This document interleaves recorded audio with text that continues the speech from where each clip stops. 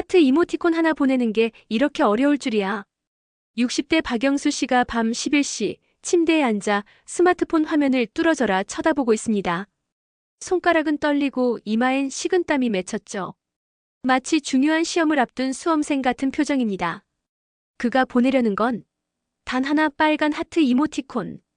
하지만 그의 손가락이 화면을 터치한 순간 뜻밖의 일이 벌어집니다. 화면에는 엉덩이를 흔들며 춤추는 분홍색 돼지 캐릭터가 나타났고 전송 버튼이 눌러져 버린 겁니다. 아, 이게 아닌데. 오늘은 퇴직 후 혼자 사는 한 남자가 뒤늦게 찾아온 사랑 때문에 디지털 세계와 씨름하게 되는 따뜻하고도 우픈 이야기를 들려드리려고 합니다. 과연 박영수 씨는 스마트폰이라는 난관을 넘어 사랑을 얻을 수 있을까요? 여러분, 이 영상이 재미있으시다면 구독과 좋아요 버튼 꾹 눌러주시고요. 알림 설정까지 해두시면 따뜻한 이야기들을 가장 먼저 만나보실 수 있습니다.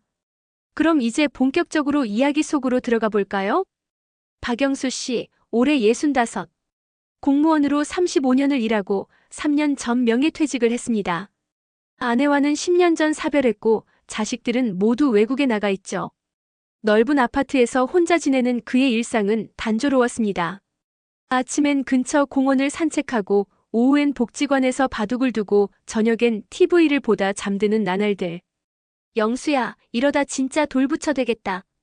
어느 날 40년 지기 친구 김철호가 찾아왔습니다. 손에는 커피 2잔을 들고 말이죠. 무슨 소리야? 난 이렇게 사는 게 편해.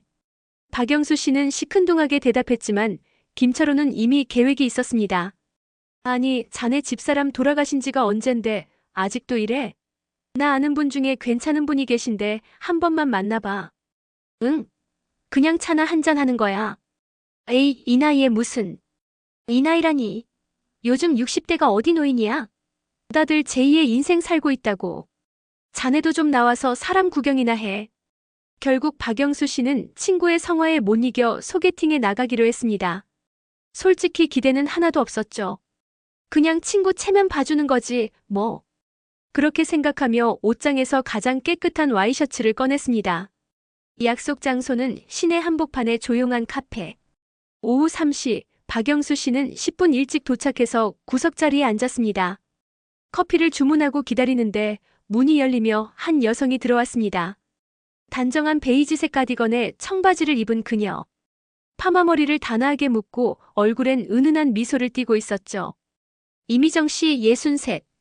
남편과 이혼하고 15년째 혼자 지내는 전직 초등학교 교사였습니다. 박영수 씨 맞으시죠? 저 이미정이에요. 아, 네. 안녕하세요. 어색하게 악수를 나눈 두 사람. 하지만 이미정 씨의 밝은 성격 덕분에 대화는 생각보다 자연스럽게 흘러갔습니다. 철호 오빠가 박 선생님 이야기 많이 했어요. 성실하시고 책임감 강하시다고. 아이고, 그 친구가 또 과장이 심해서요. 호호, 겸손까지 하시네. 요즘 뭐 하시면서 지내세요? 그냥 뭐 특별한 건 없고요. 산책하고 바둑 두고 그래요. 저도 비슷해요. 요즘엔 온라인으로 옛날 제자들이랑 연락하는 재미로 살아요. 온라인이요? 네, 카카오톡이요. 요즘은 다들 카톡으로 연락하잖아요. 그 순간 박영수 씨의 얼굴이 미묘하게 굳었습니다. 카카오톡. 아들이 억지로 깔아준 그 노란 아이콘. 한 달에 한 번 아들한테 문자 대신 메시지를 받는 용도로만 쓰는 그 앱 말이죠. 아, 카톡. 네, 그거 저도 쓰긴 하는데. 이모티콘? 그거 보내는 거 있잖아요. 박영수 씨는 아는 척을 하려다 오히려 더 어색해졌습니다. 이미정 씨는 그런 글을 보며 빙그레 웃었죠. 네, 맞아요. 재미있죠? 저 요즘 손주들이 보내주는 이모티콘 보는 재미로 살아요. 2시간 가까이 이야기를 나눈 두 사람은 헤어지면서 자연스럽게 연락처를 교환했습니다. 아니, 정확히는 이미정 씨가 먼저 제안했죠. 오늘 좋았어요. 다음에 또 봬요. 카톡으로 연락주세요. 아, 네. 그럼요. 카페를 나선 박영수 씨의 표정엔 묘한 긴장감이 어렸습니다. 오랜만에 느껴보는 설렘과 동시에 카카오톡이라는 벽 앞에 선 불안감이 공존했죠. 집에 돌아온 그는 핸드폰을 꺼내 카카오톡을 열어봤습니다. 노란 화면에는 아들, 딸, 그리고 복지관 바둑 모임 단체 채팅방만 덩그러니 있었죠. 그리고 방금 추가된 이미정이라는 이름. 자, 이제 뭘 보내지? 그날 밤 11시. 박영수 씨는 침대에 누워서도 잠이 오지 않았습니다. 머릿속엔 온통 오늘 만난 이미정 씨 생각뿐이었죠. 밝은 웃음소리, 따뜻한 말투, 그리고 카톡으로 연락주세요라던 그 말. 연락을 해야 하는데. 근데 뭐라고 하지? 젊었을 때도 연애 편지 한 번 제대로 써본 적 없는 그였습니다. 하물며 카카오톡? 문자 메시지도 겨우 보내는 수준인데 말이죠. 그래, 일단 간단하게. 안녕하세요. 오늘 즐거웠습니다. 이 정도면 되겠지? 박영수 씨는 용기를 내어 핸드폰을 집어들었습니다. 이미정 씨와의 채팅창을 열고 조심스럽게 자판을 두드렸죠. 안녕하세요. 오늘 만나서 반가웠습니다. 메시지를 입력하고 전송 버튼을 누르려는 순간 문득 이미정 씨가 했던 말이 떠올랐습니다. 이모티콘 보내는 재미로 산다고 했지? 그럼 나도 하나 보내볼까? 박영수 씨는 키보드 옆에 이상한 아이콘을 눌러봤습니다. 순간 화면에 온갖 캐릭터들이 우르르 나타났죠. 토끼, 곰, 오리, 고양이. 도대체 뭐가 뭔지 알 수가 없었습니다. 여기서 하트를 찾아야 하는데 그는 돋보기 안경을 쓰고 화면을 자세히 들여다봤습니다. 아, 저기 빨간색이 보이네. 하트 모양 같은데? 손가락으로 조심스럽게 터치했습니다. 그런데 화면이 확대되면서 갑자기 여러 개의 이모티콘이 나타났죠. 당황한 박영수 씨는 다시 터치했고 띠링. 전송 소리가 울렸습니다. 황급히 화면을 확인한 박영수 씨. 그의 눈에 들어온 건 자신이 보낸 메시지였습니다. 안녕하세요. 오늘 만나서 반가웠습니다. 그리고 그 밑에는 엉덩이를 실룩실룩 흔들며 춤을 추는 분홍색 돼지 캐릭터가 크게 자리 잡고 있었습니다. 게다가 그 돼지는 선글라스까지 끼고 있었죠. 이게 아닌데. 아, 이걸 어떡하지?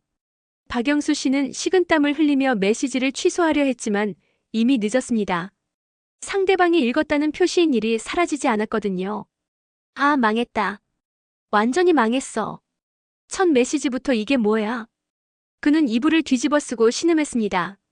오늘 만남이 그렇게 좋았는데 이 황당한 이모티콘 하나로 다 망친 것 같았죠. 5분이 지나고 10분이 지났습니다. 답장이 없었습니다. 역시 이상한 사람이라고 생각했겠지. 그런데 바로 그때 핸드폰에서 톡 소리가 울렸습니다. 이미정 씨의 답장이었습니다.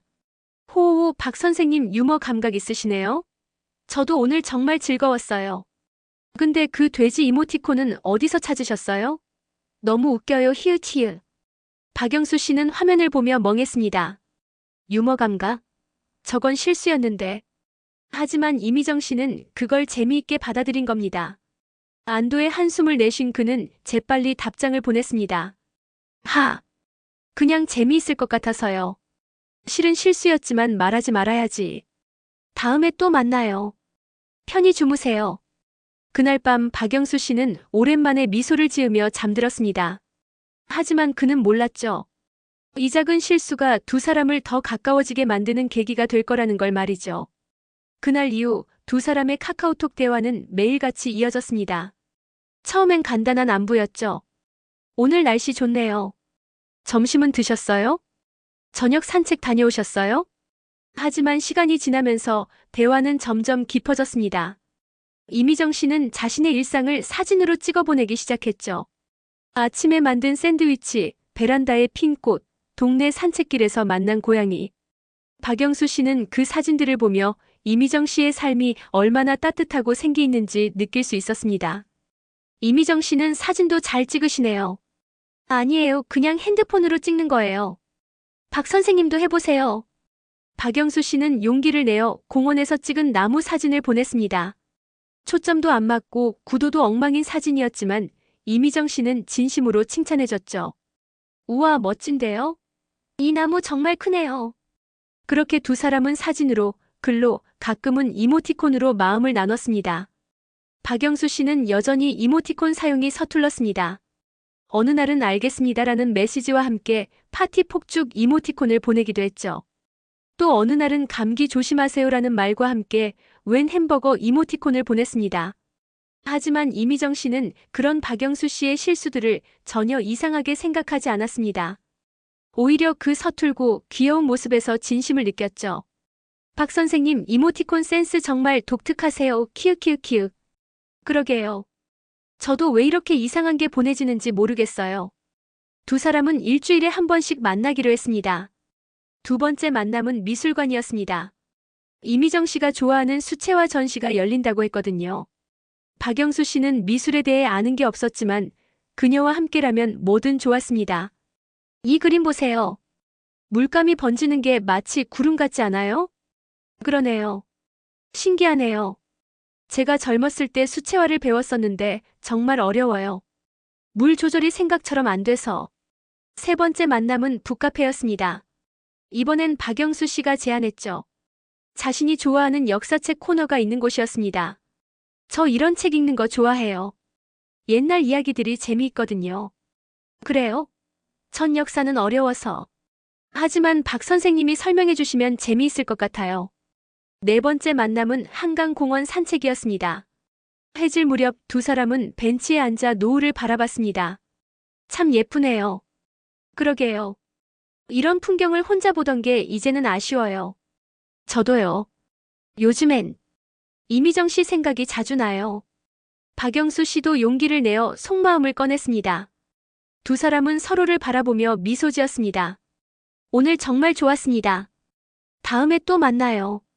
그리고 이번에는 신중하게 아주 조심스럽게 하트 이모티콘을 찾아서 눌렀습니다. 빨간 하트가 화면에 나타났고 전송 버튼을 눌렀죠. 성공!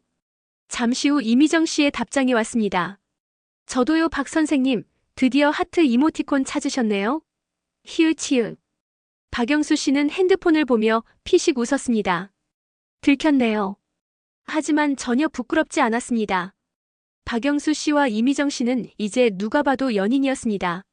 매일 아침 7시면 어김없이 좋은 아침이에요라는 메시지가 오갔고 저녁 9시면 오늘도 고생하셨어요라는 인사가 이어졌죠. 박영수 씨의 카톡 실력은 눈부시게 성장했습니다.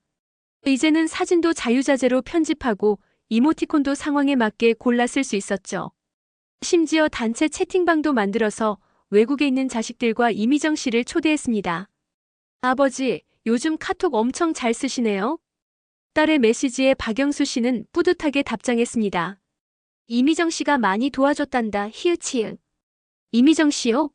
누구세요? 아빠 여자친구야. 헐. 대박. 자식들은 난리가 났고 곧 축하 메시지가 쏟아졌습니다. 이미정 씨도 자신의 자녀들에게 박영수 씨를 소개했습니다. 처음엔 걱정도 했지만 아들과 딸은 엄마의 행복해하는 모습을 보며 진심으로 기뻐했죠. 엄마 행복하세요.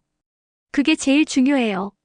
어느 가을날 박영수 씨는 이미정 씨를 데리고 특별한 곳으로 갔습니다. 그가 20대 시절 처음 공무원 시험에 합격하고 찾아갔던 산책로였죠. 여기 제가 젊었을 때 자주 왔던 곳이에요. 오늘은 아주 특별한 날이에요. 박영수 씨는 멈춰서서 이미정 씨를 바라봤습니다. 이미정 씨, 저와 앞으로도 계속 함께 해주시겠어요?